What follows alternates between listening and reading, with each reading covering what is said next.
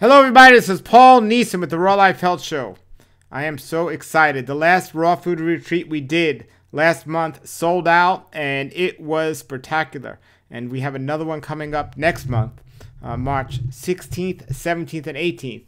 And a special guest besides the regular guest, Dr. Fred Bisci. He's been on a 100% raw vegan diet for over 60 years. This man is 88 years old and has more information about the healing of disease and many other topics than anyone I've ever met.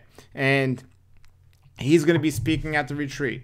Plus all the same great food demos, the great food and everything else. It is happening. It is happening. So click at the link below this video if you want to sign up. There's still some spots left, but it is going to sell out soon. So don't miss your chance. We're only having 2 of these this year, and this is the last one. Somebody asked me if we're going to have more. Not this year, or I don't know, ever again.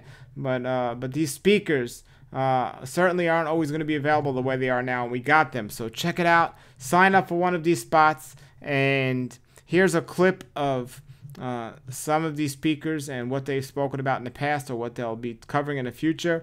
And we hope to see you there. Click the link below the video to sign up today. Well, on a vegetarian diet, if you do it correctly, eat raw fruits and vegetables, eat them raw, you're going to get shredded. You know, if that's what you're looking for. But the whole problem with those type of diets is that you could fall into a situation where you're not getting enough calories and not know it. I've seen a lot of people start eating raw and they get very, very, very thin. Like when originally that's what happened up at Hippocrates in Boston.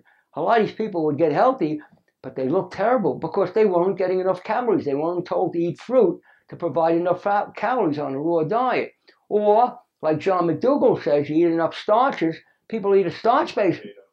Yeah, they're all skinny in the context of, now, do you really want... Is the yucca starch? When you're talking about? Yeah, yucca's a starch.